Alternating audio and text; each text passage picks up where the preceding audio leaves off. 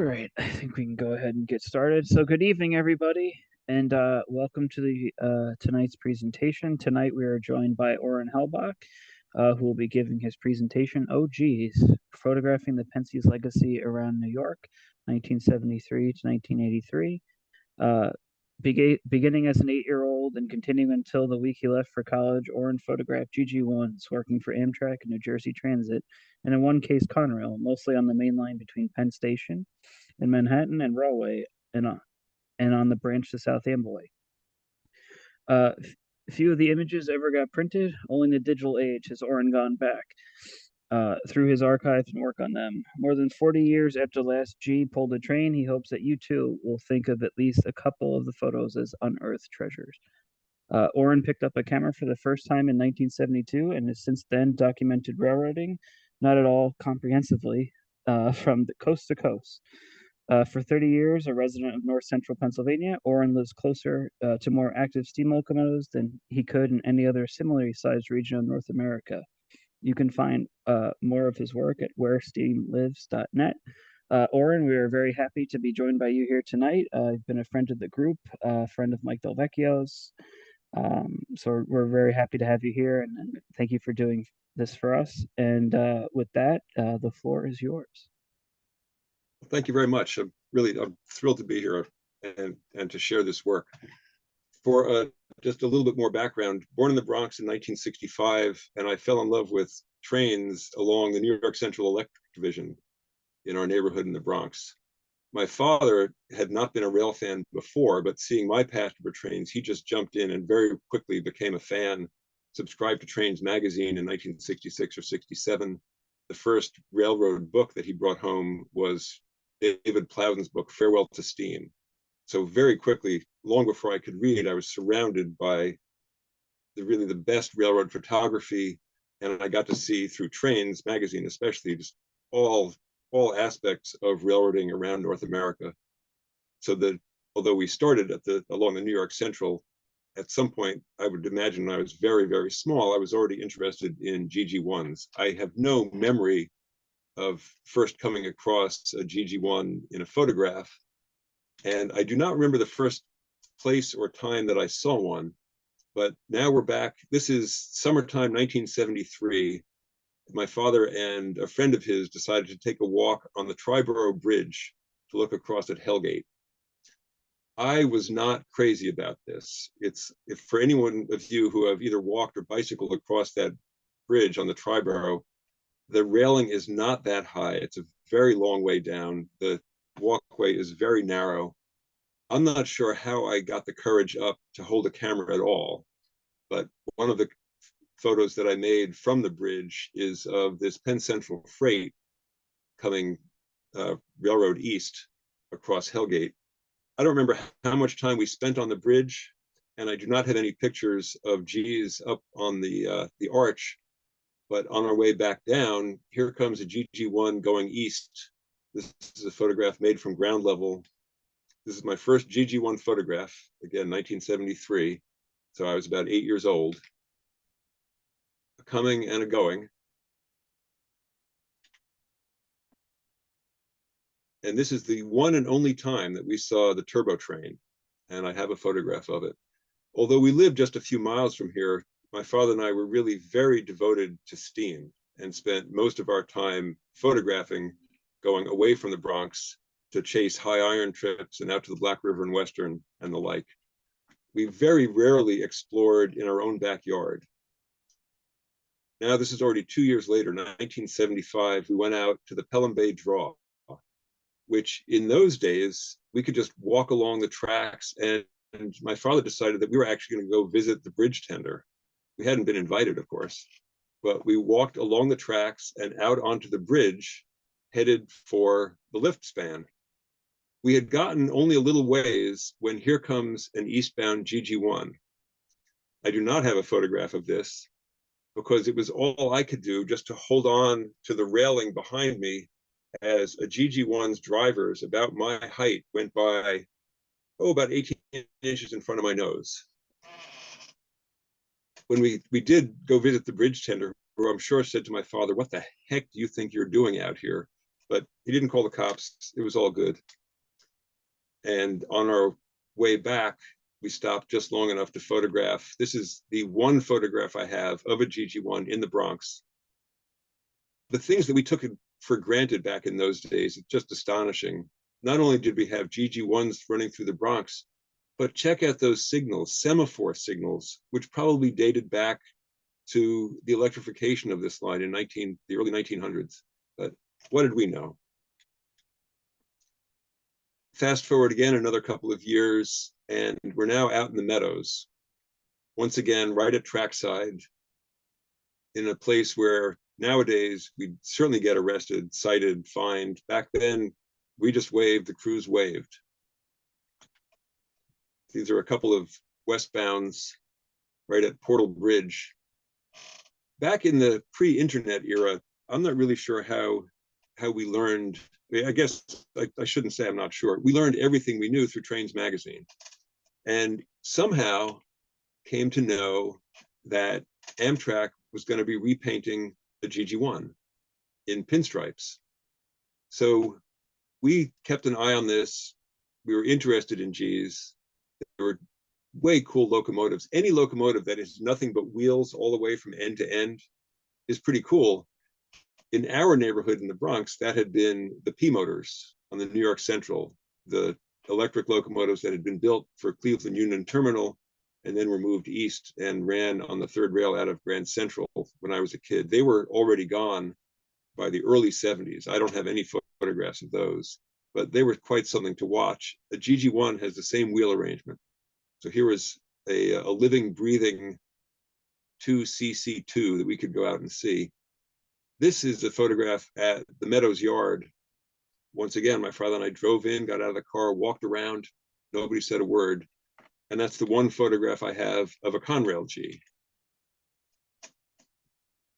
This is now at Hudson Tower, just east of Newark, another place where my father and I simply drove in, walked around, and made photographs. This is a westbound G headed for Newark.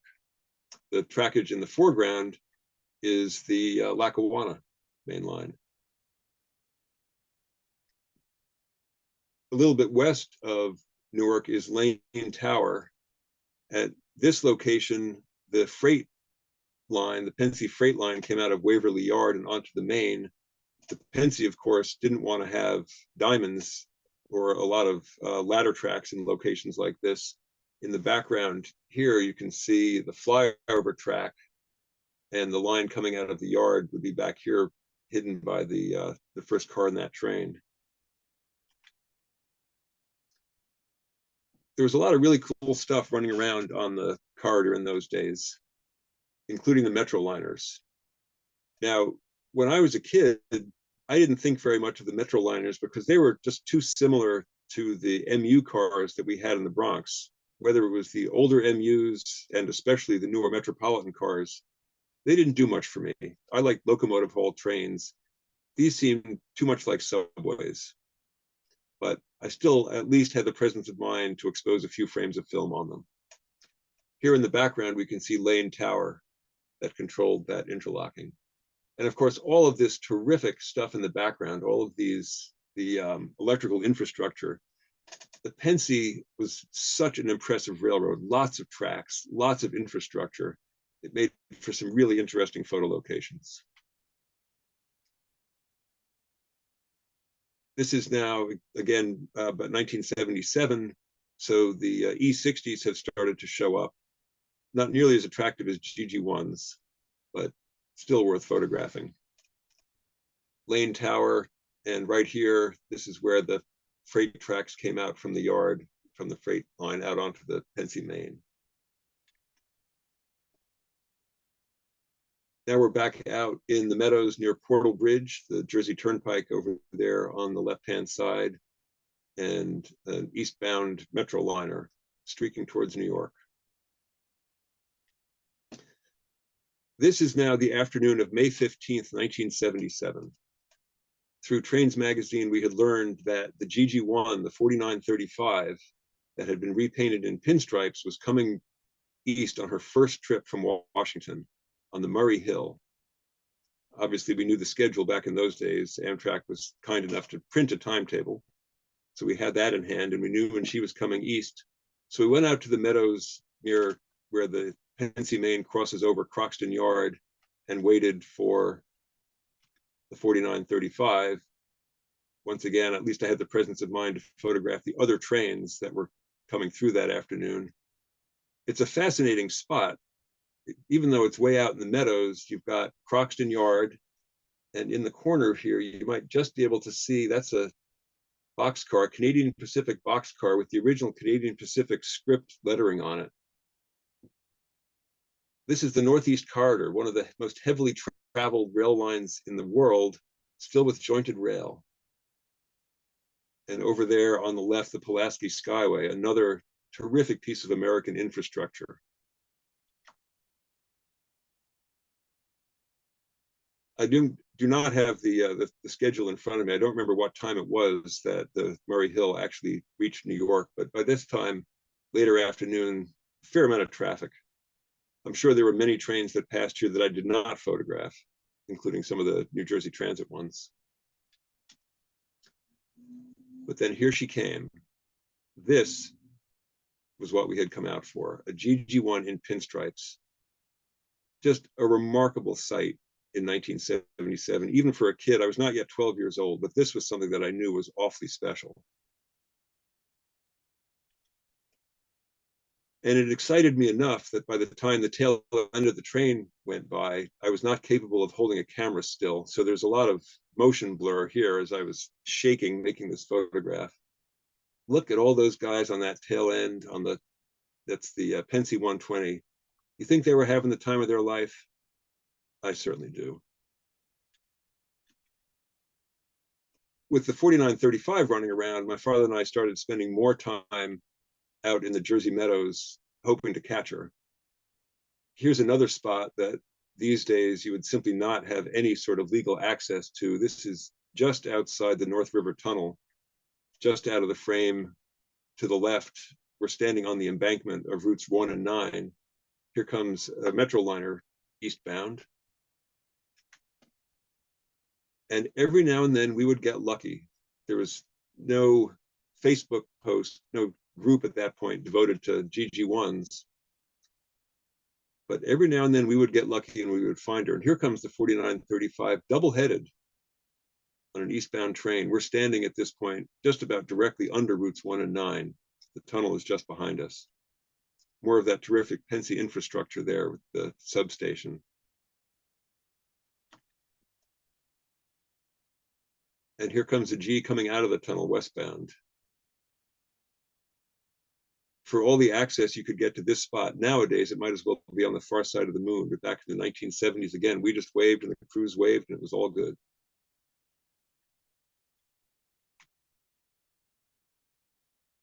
(1979) now, and we're just west of the tunnels. We're on the long sweeping curve as the trains come out of the tunnel and head down towards Newark. And E60 is taking a train west. And a GG1 going west. At the tail end of this train, you can just barely see there is what's probably a private car. And unfortunately, I did not turn around and photograph that when it went by. Again, as a 14-year-old, what did I know? Everything that I was looking at here, it would all be around forever, right? Oh, and I should mention, actually, let me go back to that shot. The next eastbound train here was led by an E60, and I was standing just about where I am right now, and I photographed the head end as it went by. In that era, I always wore a hickory-striped engineer's cap, and I was very close to an E60 going by very quickly, and it blew the hat off my head, and I turned and watched as the hat blew down the right-of-way and then disappeared under the train. On our walk back out to the car, we found the hat, which had been run over and just about cut right in half by a flange somewhere along that train. So, okay, were we foolish to stand so close to these trains? Maybe. Some days my father and I would ride out, we'd take the PATH train from Lower Manhattan, we'd go out to Newark and hang out on the platforms there. The PATH ride, of course, was terrific because we get the rail fan seat right up front and look out the front window as we headed across the meadows.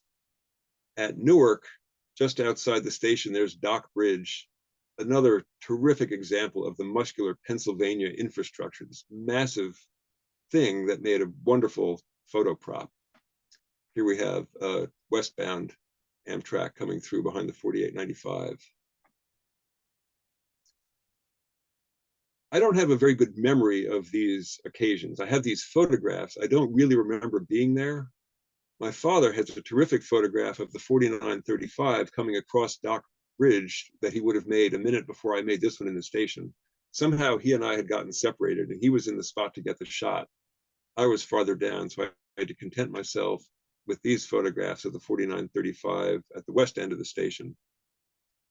I'm not certain exactly what time of year it is here. Obviously cold enough, though, that they're making steam to heat the rest of the train.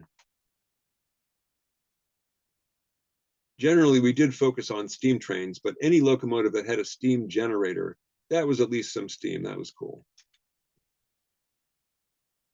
Now the 4935 heads west.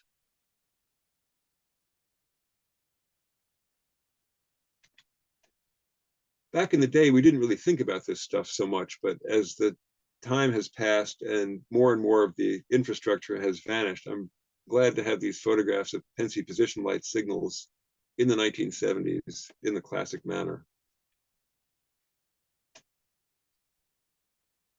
Like here at Dock Bridge with an E60 coming west.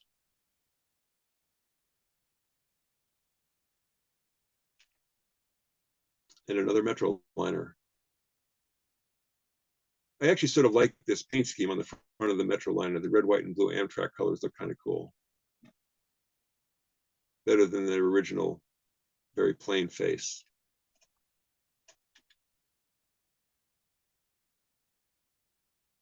Eventually, we realized that South Amboy was a good place to go. This was where the GG1s took over from diesels on the trains headed for Bayhead, and where the GG1s gave up their trains for diesels on the trains headed south.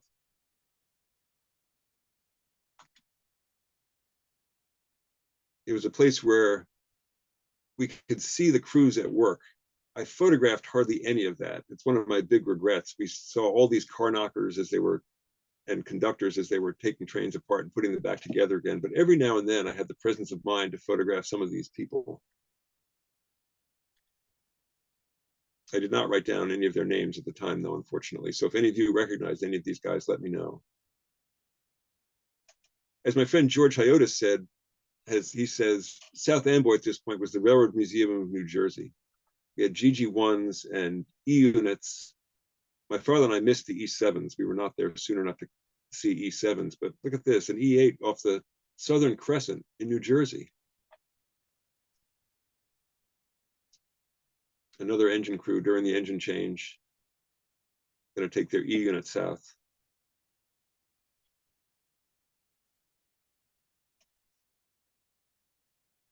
This is right in front of SA Tower, just north, railroad east of the station at South Amboy.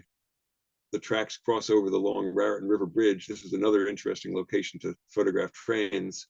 And in those days, no one ever chased us. I don't remember ever knocking on the door of the tower. I'm pretty sure we never got in. But as long as we were respectful and didn't do anything too stupid, no one ever talked to us. This is a G that we all here recognize coming west in the afternoon. Arrows going east. So in the spring of 1981, my father and a friend and I, this is a friend whom we met on the New York Central when he worked at DV Tower in the Bronx back in the late 60s. We took a ride out to Phillipsburg and back. We knew that transit was going to cut the line back from Phillipsburg, and we wanted to ride all the way out and back one last time. In my case, the only time. We took the arrows out from Penn Station, New York to Penn Station, Newark, and changed for the diesel-powered train for High Bridge. On the way back, did the same thing. We changed trains at Newark. So we were in a Jersey Arrow coming east through the meadows, somewhere around Portal Bridge. We were standing up front, not actually in the operator's compartment, but we could see through the window, see the tracks ahead. And we see a train coming towards us. And at a great distance, we recognize that it was a GG1. And then it gets closer. And we're looking and we're looking. And that's a GG1 in pinstripes. And it's not the 4935. That one's in Tuscan red. And at 150 miles an hour closing speed, this Tuscan red GG1 in pinstripes screams past us. And that's how we learned that Transit had painted the 4877. We decided that it was worth going out and photographing that too. So this is the first morning that we saw her. I don't remember if we went down to the ready track down there in South Amboy, but we camped at SA during the morning rush hour. Here come some E-units. They've come out of the engine house. They've crossed overhead over the main lines here. Now they're coming down onto the main to head down into the station area past SA Tower. This is probably somewhere around 7 o'clock in the morning. The GG1 powered train comes east.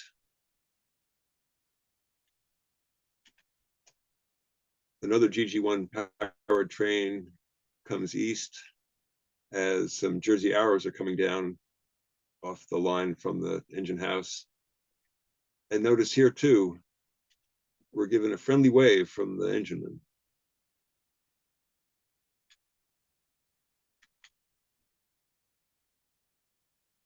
The train comes west behind another G. That's Raritan Bay back there in the distance.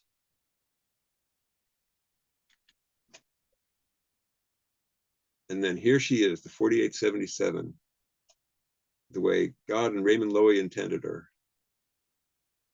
I was, let's see, what is this, 1981. I'm 16, not even 16 years old, and here comes another G in pinstripes. The golden age I was living in. Now we're back out on the main line at Lane Tower. Lane is somewhere back there in the dust behind this westbound metro liner. Plainly, they had done some track work here on that particular track. You can see fresh ballast, and these trains screaming by are kicking up the dust. This is in the afternoon. So we have an Amtrak, possibly a clocker, headed west.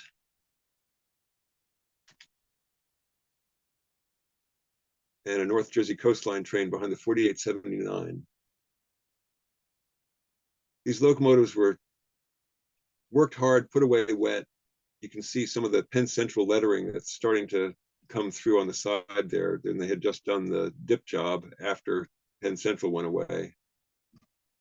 They were not exceptionally well cared for, but they could certainly get up and move on these trains, and they ran consistently and reliably day in, day out. 4873 on another North Jersey coastline train with a dog's breakfast of coaches behind her. Once again, a little bit of the Railroad Museum of New Jersey back in those days. All these North Jersey coastline trains had cars from all over the Penn Central and system and beyond. Now we're out in the meadows. This is standing right alongside the New Jersey Turnpike.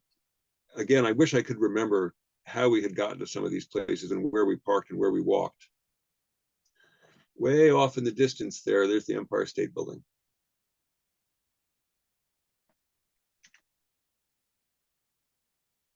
And a North Jersey coastline train. This is the 4882,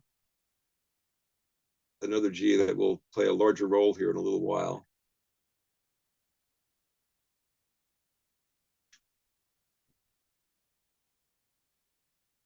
And the 4876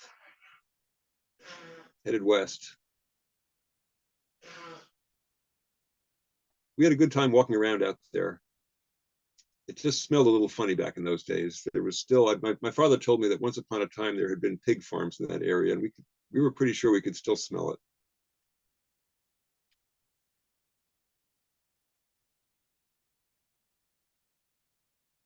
This is in 1980 at South Amboy, early in the morning. My father and I would get up at about 4 or 4:30 in the morning in Manhattan have some Entenmann's donuts and a quart of milk for breakfast, and then drive out to Amboy so we could photograph the morning rush.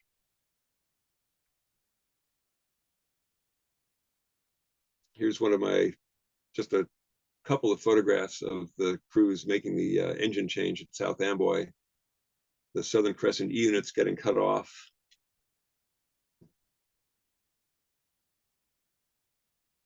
And a GG1 ready to come down. These crossings here had manually operated gates. And that's another thing that I regret. We never photographed any of that work being done. Any of the guys who were, there were human beings who had to come out and manually drop these gates. But back then I was so caught up with the locomotives, with the bad hardware, I was not sensitive to the trackside landscape.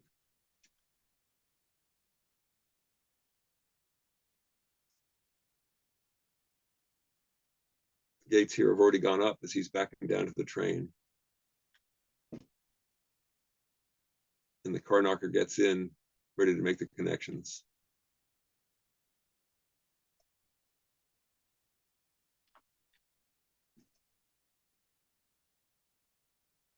The Jersey Shore Commuters Club at that point still had a Pennsy P70 coach that went in on one of the trains each morning, came back out in the afternoon.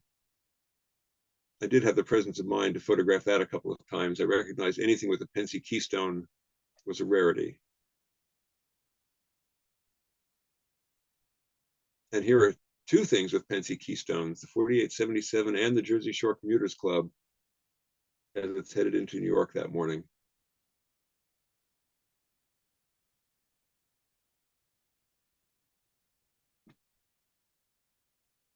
I believe this car survived a ways after the GG1s were out of service. I don't know where it is now.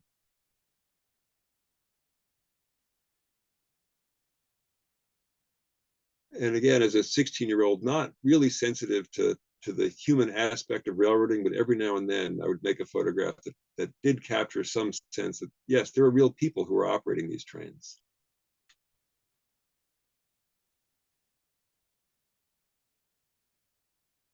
So this photograph, I only recently had gotten around to scanning these. For many, many years, I hadn't looked at any of these photographs. But I was just scanning them in the last year or so. And then one day on Facebook, this photograph shows up by a man named Kenneth Gear, whom I don't know, but who was obviously standing almost directly right next to me when I had made my own photograph there that morning. So these were popular places to come out and see trains.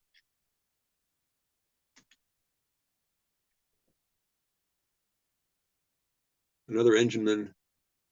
Just imagine having your hand on that throttle, that 22-notch throttle.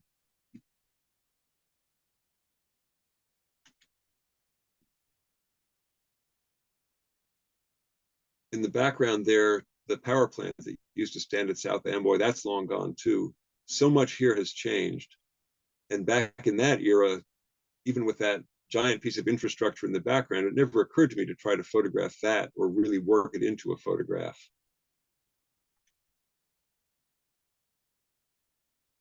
This is the 4870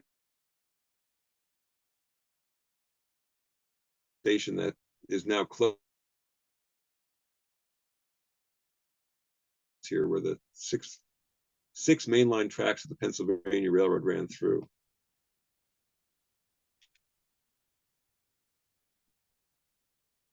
Early one morning in South Amboy, this is an attempt at art by a 16-year-old.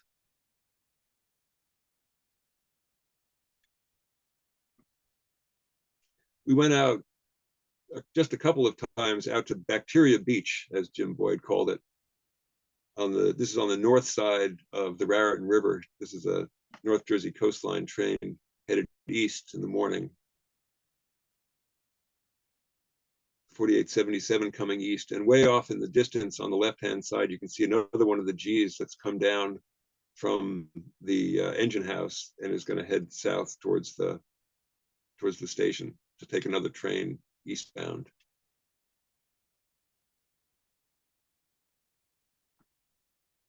One heck of a profile there. All those wheels, nothing but wheels from end to end. This is that same G that we had seen earlier. This is now shot from the other side of the bay. We must have gotten in the car and driven around. So this train is also headed eastbound. A shot from the opposite direction. We only went once to the station at South Amboy. Really a very attractive station there with the Spanish tile roofs. Looks a little bit like something you might see along the Lackawanna. Station up at street level and the railroad down in the cut.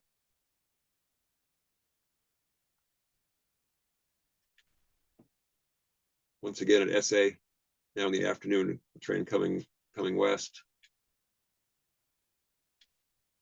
Raritan Bay there in the distance. Coming and going. And again, never a word from the guy in the tower. No one ever told us to leave.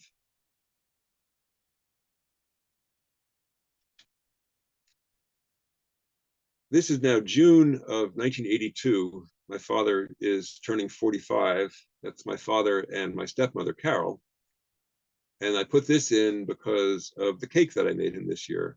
Since we were going to be spending more and more time out photographing GG1s, I made him a GG1 birthday cake in chocolate. So it wasn't quite the right color for the 4877, but close. This was probably the next day. We went out again, got up at 4:30, had our Entenmann's donuts or possibly some of that cake for breakfast, and headed out to North Rahway.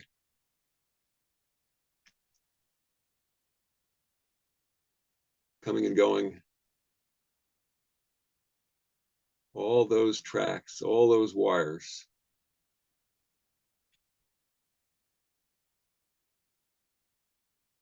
And we had a lot of trains to choose from. The North Jersey coastline, I guess it still is a busy place. A large number of trains come north in the morning or come east. I was a little bit disappointed that day when the 4877 came through. She was on a train on one of the closer tracks. I would have preferred her a track or two over, but I won't complain too much.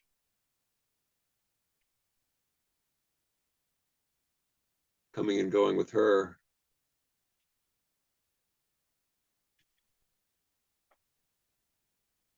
Then we moved just a little bit farther east up towards Newark to where the B&O Bridge, this is the line that goes out to Staten Island.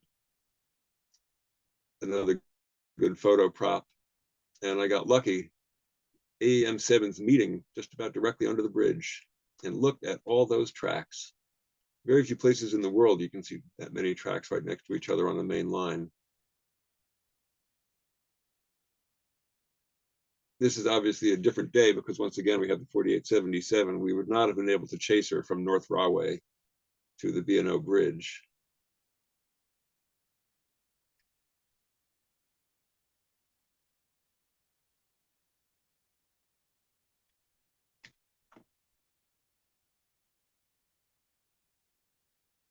Going away with her, and also the Jersey Shore Commuters Club bringing up the rear. So Pennsy from end to end, or at least at end to end on that train that morning.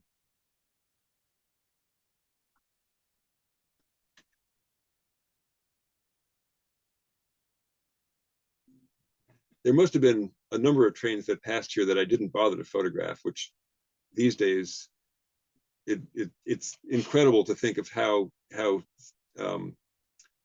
few photos I made of the trains that passed, but film was expensive. It's not like the digital age where we can just shoot many. Back in those days, I was much more careful about what I was photographing, and the G's were the important parts. This is now July of 1982. My father and I were headed south. We were headed for Washington.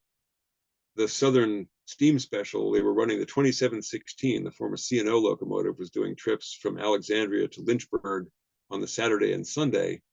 we left home early on Friday so we could catch part of the rush hour at South Amboy on our way down to Washington. This was the only time I saw double-headed G's at South Amboy or at all on a North Jersey coastline train. They were bringing the one train west in the morning, about halfway through that rush hour, as other trains were going to go east. Oh, geez. Once this was common in many places along the Pennsy between New York and Washington and Harrisburg, but by now it's only at South Amboy. By 1982, Amtrak had retired their GG1s, so their last Gs ran in 1981. So between New York and South Amboy was it. This is the last place that the Gs were operating.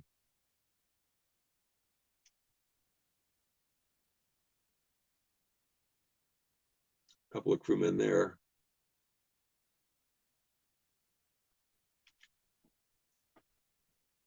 Since we were headed down to Washington, we figured we'd stop in at Wilmington. We had never been to the Wilmington shops, and we drove in and knocked on a door, and were actually able to fill out releases that gave us permission to be anywhere on the property. As long as we stayed on the roads, we could go anywhere we want and drove around the shops. The 4935 had been retired already, but someone cared, and they had moved her right next to the shops. She was effectively the lawn ornament for the Wilmington shops when you first drove in. Interesting that there was that Metroliner behind her with the doors open, getting some kind of work done, or not, I suppose. And also, oddly enough, some Metropolitans off either Metro or north of Long Island. I don't know what they would have been doing in Wilmington in the summer of 1982, but there they were. Long lines of stored GG1s. The place was just full of them. The one on the left there, the 4921, had the savings bond logo that had been painted on. Only a small handful of the Amtrak Gs had gotten the platinum mist, so most of them were still in basic black, even at just about the end of their lives.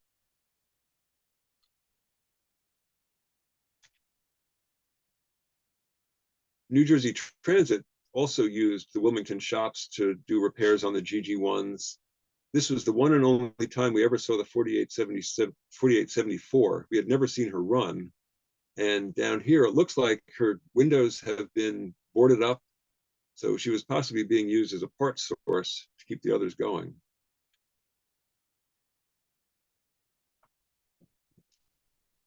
All kinds of power floating around at Wilmington, GG1s and AEM7. That SW1 dates back to before World War II.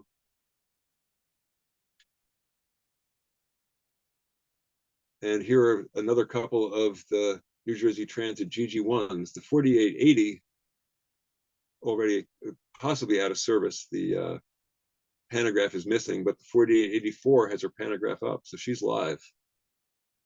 One assumes ready to go back to work in Jersey.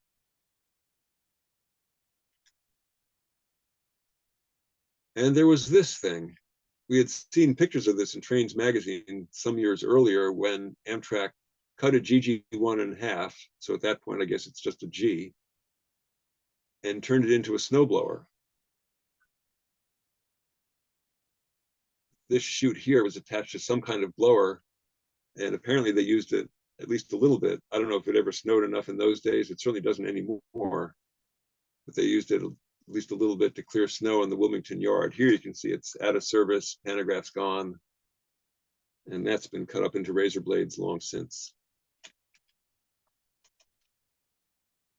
Back at South Amboy, there were some remarkable bits and pieces of the steam era left. This is now January of 1983, right in front of the engine house. Still a water spout And off on the left-hand side there, a coal dock. South Amboy's coal dock still stood in 1983. This is the only exposure I have that has that dock. At the time, again, it was just another part of the railroad landscape. It would always be there, right? And I was more interested in the locomotives. I don't remember going down there. I rode the train down, I'm assuming, and would shortly ride the train back behind the 77. It's January, the steam generator's on. The Bayhead train comes west. And then here I am on the train behind the 4877 headed back to New York. These are the only photographs I have from that afternoon. I have no idea what else I saw. I don't know how I got there. I wish I had written more of this stuff down, and I wish I'd made more photographs. A week later, I was back in South Amboy. This is now Monday. This is Martin Luther King Day, 1983. I had written to Jersey Transit. I said, I've been a rail fan my whole life. I love GG1s. Can I get a ride? And the answer was yes. They set it up. I just had to be in South Amboy on this Monday morning. I had a release, a pass to ride train 3322 from South Amboy to Penn Station. My father drove me down. We did not go early in the morning, so I don't have photographs of the earlier part of the rush hour going east. But here's the engineman climbing aboard the 4882 on the ready track. And now we're in the cab, getting ready to leave South Amboy. Just one man, ordinarily one man in the cab here, just the engineman. So I had the fireman's seat. And I had the view all the way out. Here we are leaving South Amboy. I have to pass SA Tower. Now we're out on the Raritan River Draw.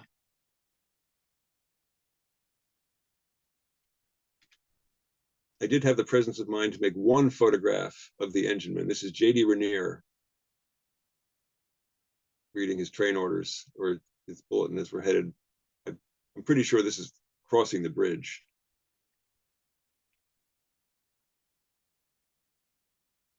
Now we're coming up to Union Interlocking, where the Long Branch hits the main line.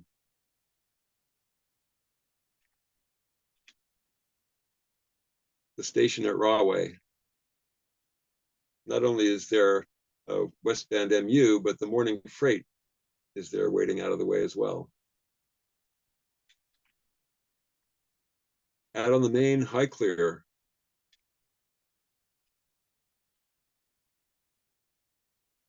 There's the B&O Bridge.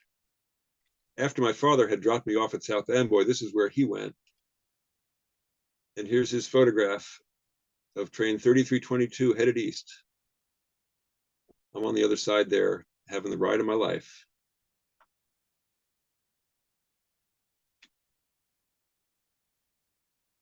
Elmora Tower coming into Elizabeth.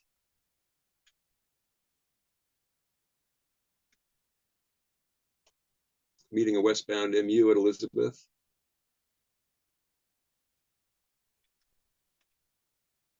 The view of the old CNJ station there.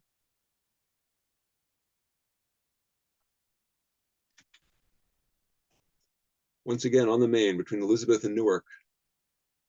And we're about to meet an Amtrak work train behind one of the pumpkin Jeeps.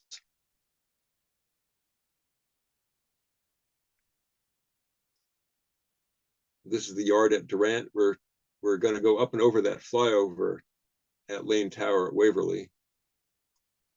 This spot here is still used as a maintenance of way yard.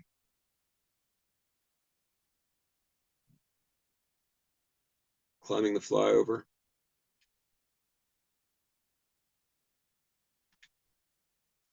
And there were a pair of Conrail freight units out there on the main. You can see that the tracks that go under the flyover there were headed out towards the freight yard. I don't know what those Conrail units were doing out on the Pennsy main line.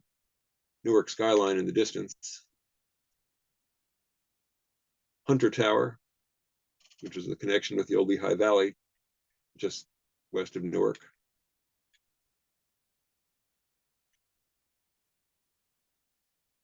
On the Chinese Wall coming into Newark along Frelinghuysen Avenue.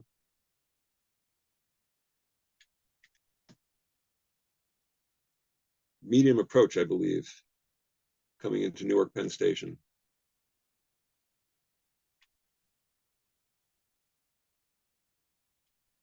Coming in under the old CNJ. Coming into Newark Station. Another really beautiful place to photograph. All of that infrastructure, the overhead there, those giant beams, terrific stuff that Pennsy built. Now at Newark, I'm figuring someone else must have gotten aboard, and I had to go stand behind the engineer. So the rest of these photographs are made looking over the engineer's head. Coming out of Newark onto Dock Bridge.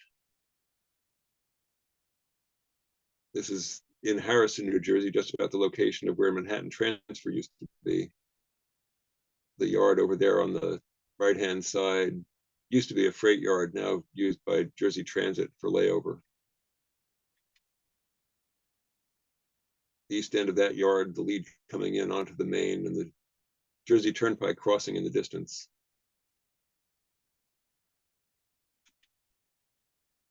Approaching Portal Bridge.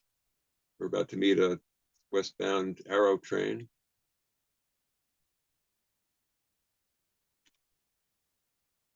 Here we are in the meadows. We're doing about 73, 74 miles an hour. Not bad for an old girl.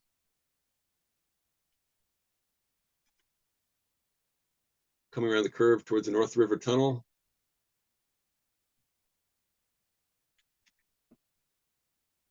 And about to go under routes 1 and 9, headed for the tunnel.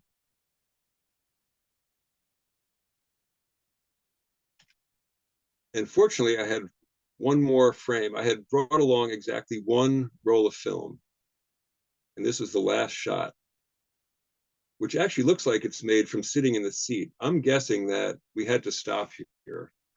There is a track worker with a flag there. So I'm thinking that we had to stop before going into the station. I made this shot. We stopped at the station platform in Penn Station, and JD, the engineer, said to me, "Oh, stay aboard. Come out to Sunnyside with us." We got out to Sunnyside, and we had to stop before going around the loop because there was track work being done on the loop as well. JD stood up and he said, "Here." He gave me the seat, and I got to run the train around the loop. I got the 22-notch throttle into notch 2, but I had to stop and start at least once, if not twice, because of the track work. I got to blow the horn at the track workers. So when we finally came to a stop, I had run a GG1.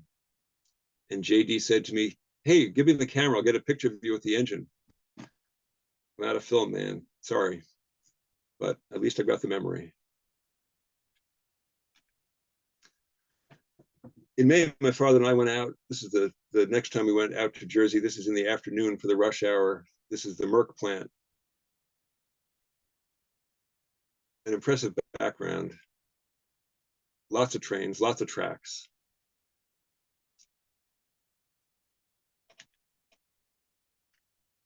No shortage of GG1s still. May of 1983. We knew that they were not going to last that much longer. I tried a pan shot of one of the Amtrak trains coming east, one of those toasters. Not a GG1, but I'll take it. And when the 4877 came by, just a few minutes later, we got stabbed by a cloud. So the photograph here is not what I would have wanted, but we did manage not to get stabbed by that Jersey Arrow, which was also headed west at the same time.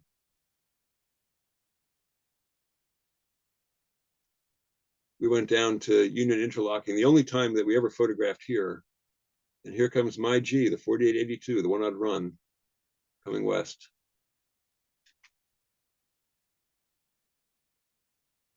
There's my father in the shot as the 4882 heads west towards Perth Amboy and beyond.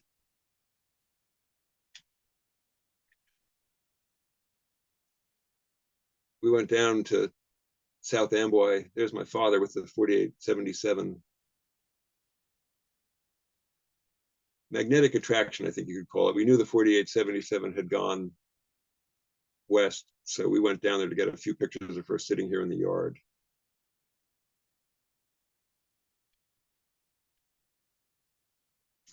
And then on our way home, we stopped at SA to get a picture of one more train coming west, 4881 coming across Raritan Bay.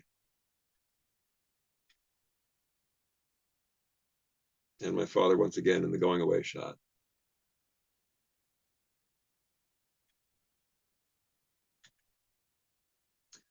In July, I went down to South Amboy, and this, I don't know how I spent this day. Once again, I did not take adequate notes. I was there in the morning, and here's J.D. Rainier, the engineer who had given me the chance to run the 4882. Here he is about to head down towards Bayhead at South Amboy.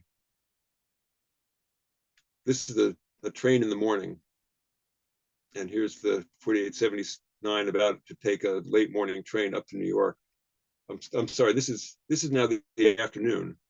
Somehow 8 hours passed. I don't know where they went, what I did, but I was back here in the afternoon.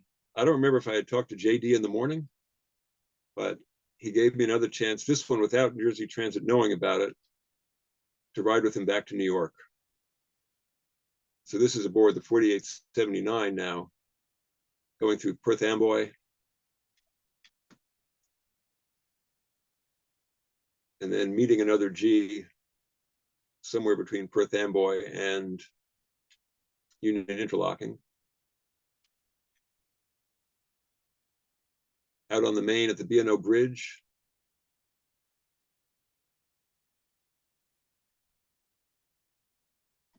And at Durant Yard again, once again, headed up the flyover at Lane Tower. I only took those 4 photographs on that ride. Don't ask me what I was thinking. And when we got to New York, JD did not ask if I'd want to go to Sunnyside, so I did not have the chance to go around the loop again. On a Sunday in August, my mother and I went down to South Amboy. My mother, at age 39, had just bought her first car, had just learned to drive, had just bought a car. And for a road trip, we went out to South Amboy on a Sunday afternoon. At this point, the G's weren't even running on the weekends. So we just saw them sitting there on the engine track in Amboy. This is my mother. I made a photograph of her with my G. She made photos of me with my G and with now the 4879, the other G that I consider mine, since I got into rider, and with the 4877. You'll notice I'm wearing a t-shirt that has the New York, New Haven, and Hartford on it. You'll have to forgive me for not wearing the right shirt with the Pennsy logo on it. And I did sneak into the 4877, so at least my mother could get a picture of me sitting on the fireman's seat.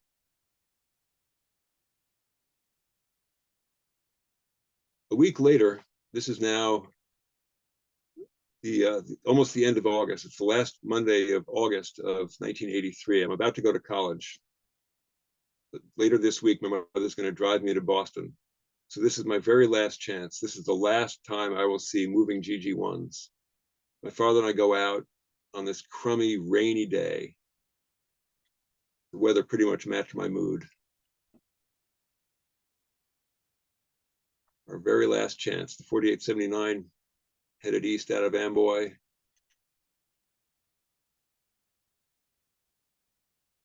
The ready track in the rain.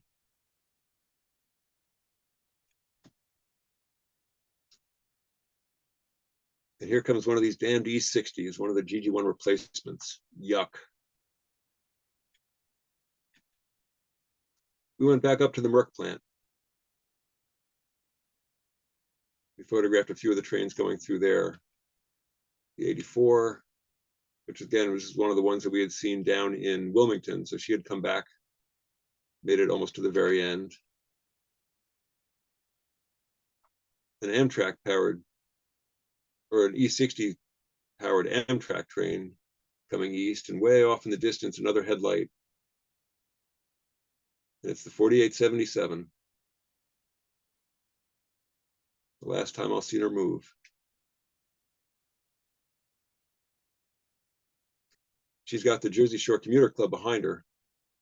So as she went by, I turned to get the going away shot.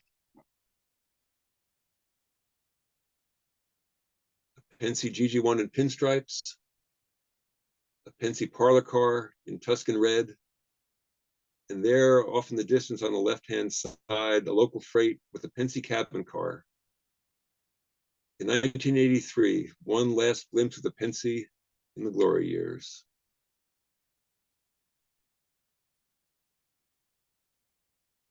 The 4872 came east. And then I don't remember why, but my father, here we have the going away, of the lucky going away of the 4872 and an AM7 coming west.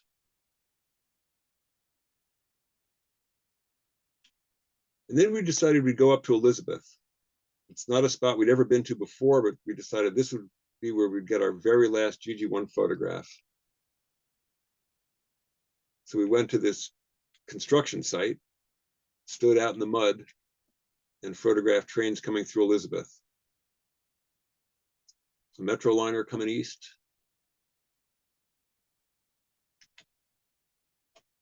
Double-headed AM7s going west, the only time I ever saw that.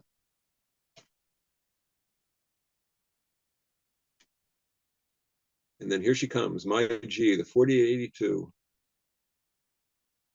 coming east in the rain through Elizabeth.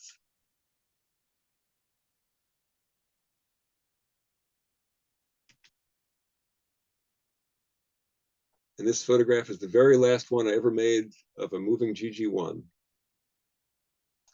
My father's K car there on the left-hand side. So many, many years pass. The Gs are long out of service. A handful of them survive. The 4882 now lives at the National New York Central Museum, of all places, in Elkhart, Indiana. And I finally got there in 2019 with my friend George Hyotis. On our way back from the Center for Railroad Photography and Art conference, we went by way of Elkhart. And I had a chance to touch my GG1 again.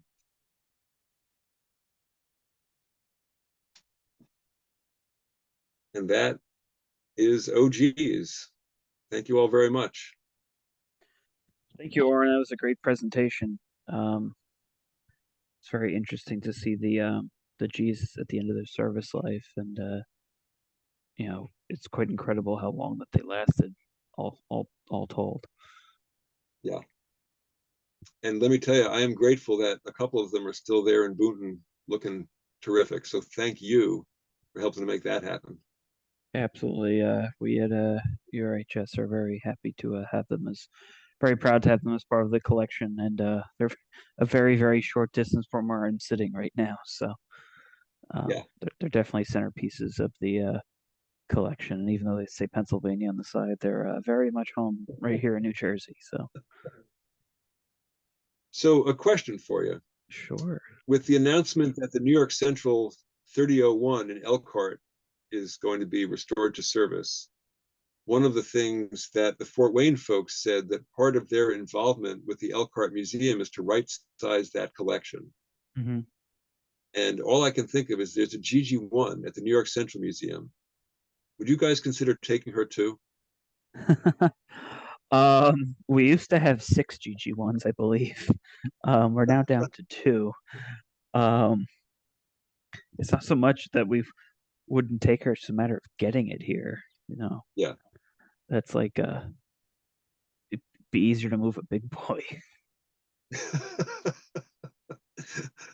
I'll be really interested to see what happens there with if that's something that they are seriously considering sending elsewhere.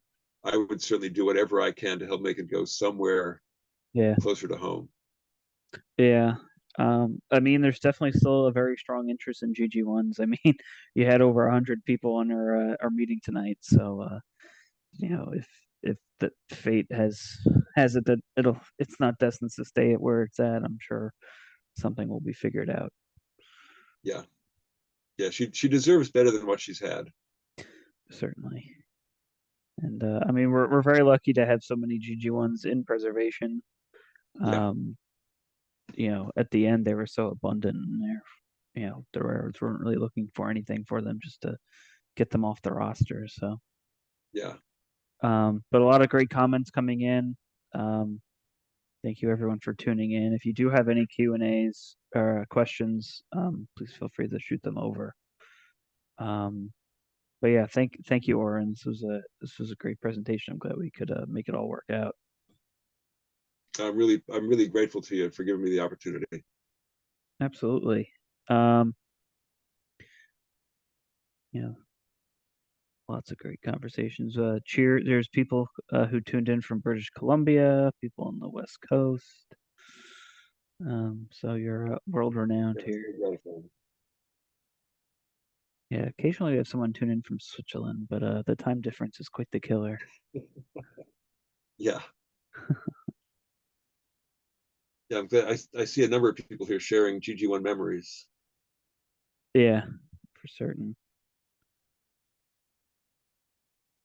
Yeah, I mean, there was just nothing like them. The way they sounded, the way the drive mechanism worked on one of those, where the wheels were actually turned by the spider that pushed on the spokes of the wheels with the rubber cups. It, it's just it's fascinating to me how what seemed like sort of a Rube Goldberg Yeah, contraption ended up being so reliable for so long. yeah, 49 years they ran. yeah. My Oh, and there were certainly a lot of patch jobs done at the end to keep them going. And yes. my favorite story is when they ran them in the snow. They used to keep snow shovels in the cabs to shovel out the cab between its stops. They were cold in the winter and hot in the summer. Yeah, for such a And huge machine, the quarters to operate the thing are so confined. yeah, Yeah. and friend John Springer, who he actually does a Zoom of his own through the West Connecticut chapter of the NRHS Mm. most Monday nights. Springer ran G's, and he remembers that the seat back, the engineer's seat back, actually leaned forward, Mm-hmm. so it's impossible to be comfortable operating one. Yeah. I mean, you They can't had, even walk past the engineer when he's sitting there. You have to flip the seat up. right, Um, yeah, it's just right. super, super tiny in there. Did have a question come in from Dave. Were all these images originally shot in black and white?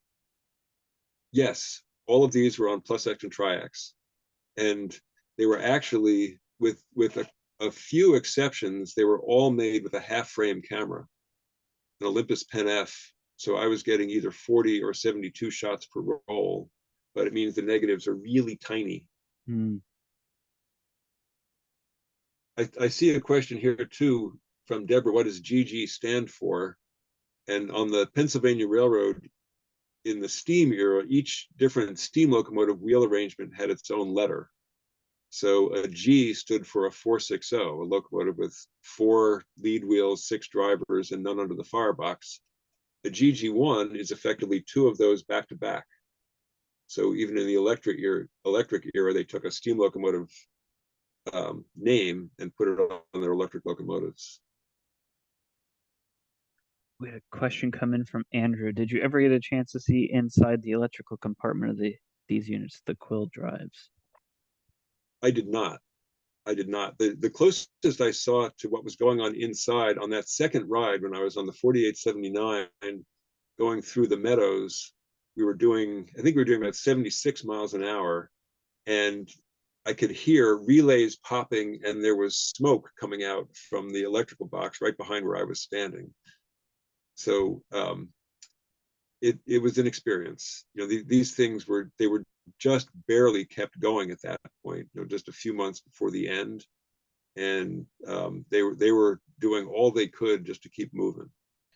Yeah, for someone like myself being in a locomotive cab and you're not used to it, hearing an electrical contactor going off and the whole cab lighting up is definitely a little disconcerting. Yeah, Question from Robert. Did I see your dad with a larger format camera? Yes, my father was at that point, he was shooting, he was either using a Mamiya twin lens, 2.25, and at some point he went on to a Bronica S2S 2.25. So he had gone on to 2.25 probably about 1970, which is why he had the Pen F to hand down to me in 72. Very cool. So that was the last of the questions, but lots of good memories coming in and comments. So just thank you, Oren. I really appreciate it. So you're welcome. Thank you all. I'm really excited to show this stuff to you. Absolutely. So with that, I guess that wraps the evening. Thank you everyone for tuning in. Really appreciate it again, Oren, and thank you everyone for tuning in. We had about 105 people at most tonight. So tonight's meeting has been recorded and will be available within the coming days. Really appreciate it. Our next meeting will be the second Thursday in December, which is December 12th. Be the presentation on Route 280. So really looking forward to that. And as a reminder, we are still looking for volunteers for the stand-up train on December 14th. So if anyone is interested, please feel free to reach out to me. And with that, thank you, Oren, and good night, everybody. Take care all. Good night.